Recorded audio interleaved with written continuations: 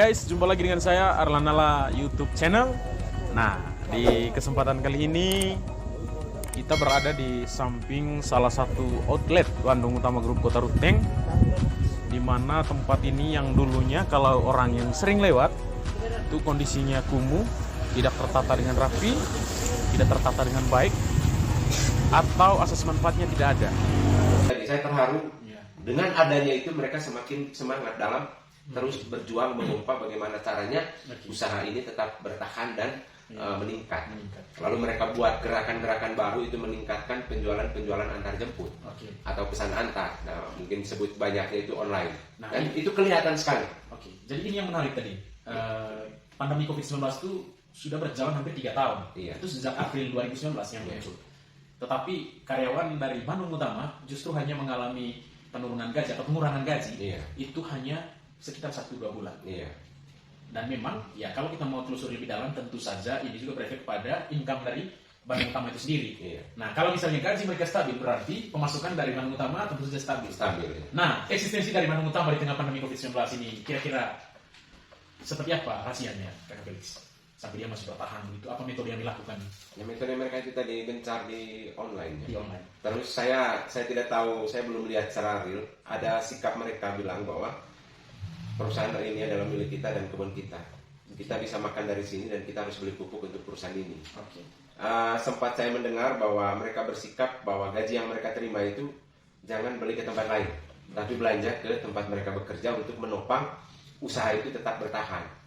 Itu lalu mereka juga peningkatan penjualan online, gencar melalui promosi, juga melalui iklan dan brosur. Itu gerakan itu mereka sudah berjalan. Akhir-akhir ini mereka gencar sekali.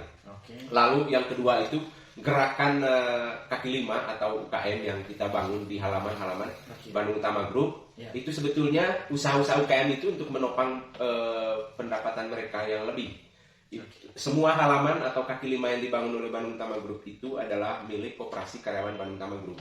Itu sehingga mereka nanti ada masukan-masukan tambahan dari upah yang mereka terima. Karena perusahaan tidak bisa menjamin mereka upah yang mereka harapkan. Satu-satunya jalan adalah beri jalan. Nah, pemberdayaan. Nah, kaki lima ini yang dibentuk ini juga selain juga untuk mereka juga membuka lapangan lebih luas lagi. Dan ini malah lebih menarik karena mereka semi pekerja dan semi wirausaha.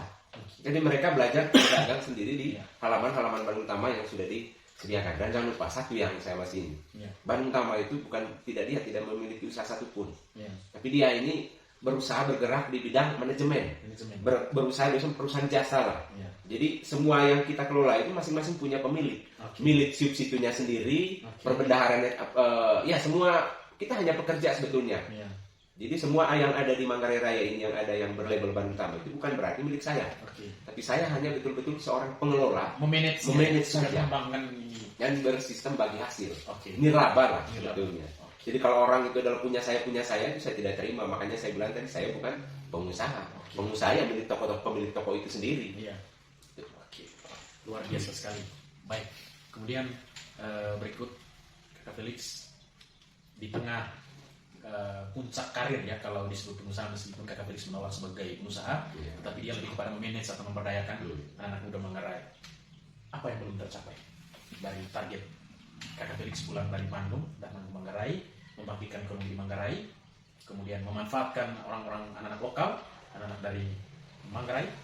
Jadi yang belum tercapai kira-kira apa? Atau misi terbesar yang masih diinginkan untuk dicapai ke depannya ini apa kira-kira? Ada dua sih.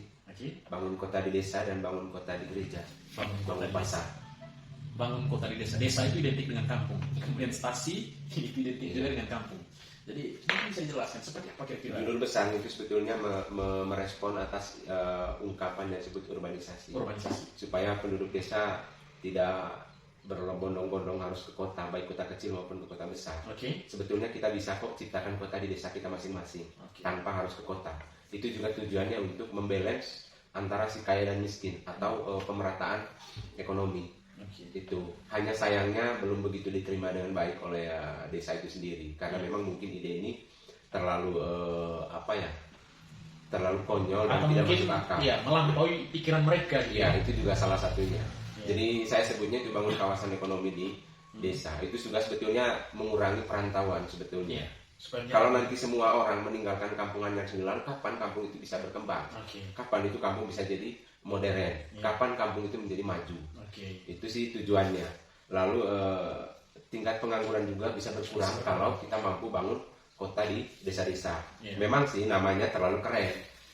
Harusnya bangun pasar desa saja bisa sebut itu. Tapi karena bukan semata jadi pasar desa yang kita bentuk, tapi benar-benar warna kota.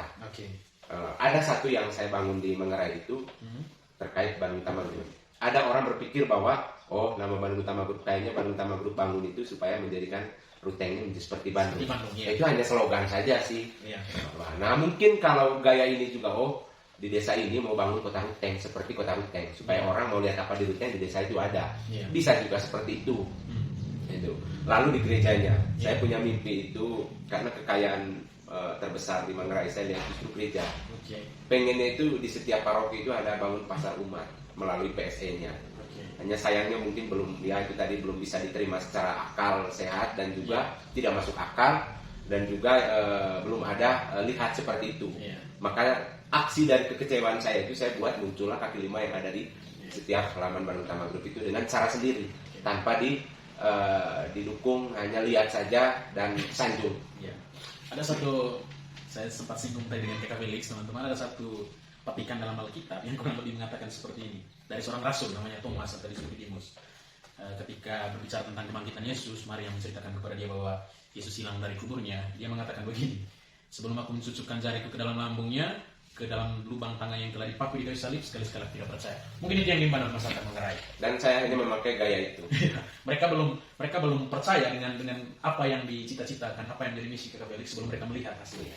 Tetapi itu menurut saya mungkin tidak semua Kakak Felix. Nah kalau misalnya besok-besok atau ke depan ini ada juga dari desa atau dari stasi demikian ingin datang kepada Kakak Felix kemudian meminta untuk didampingi supaya lakukan pemberdayaan desa dari sektor ekonomi dan untuk mengubah desa menjadi kota atau membangun kota di desa. Apakah sampai hari ini welcome? Kita tetap terima. Walaupun dengan berbagai risiko yang harus kita hadapi. Baik. Itu. Jadi begitu Bapak Kades. Bapak Kades di mana sudah berada yang mungkin itu tadi lagi satu terkait dengan Thomas yang tidak percaya.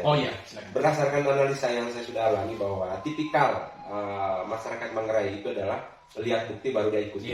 Lalu saya coba cara itu. Berarti saya buat dulu. Nah, ketika saya bangun minimarket dulu, orang mulai ikut. Berarti memang harus bukti dulu. Ada contoh dulu. Contoh dulu. Ketika saya bangun kios punya orang, baru dia percaya, baru dia ikuti. Ketika saya bangun kawasan PKL atau pedagang kaki lima berbintang 5, baru mulai ikuti. Karena Manggarai susah untuk diberi arahan. Tapi selalu dilawan, kamu sudah punya apa? Kamu kasih tahu saya begitu. Maka untuk mendidik atau mengedukasi masyarakat umumnya kita di Manggarai, ya mau tidak mau kita harus berbuat dulu, baru kita umum. Kita berbuat dulu baru kita umum. Catatan dari untuk Bapak para kepala desa atau pemerintah desa di mana saya berada, kalau mau ingin membawa desanya menjadi kota, boleh hubungi. Siap untuk mendampingi. Berikan yang terbaik untuk membangun. Dan dia adalah hanya brand, benderanya kegiatan usaha yang kita bentuk. Dan di balik itu ada namanya Lembaga Pemberdayaan Pengusaha Muda Manggarai Raya. Jangan lupa nonton terus di Arlan Nala YouTube channel dan klik tombol subscribe dan berikan komentar sebelum kamu meninggalkan video yang kamu tonton. Yes. Belajar.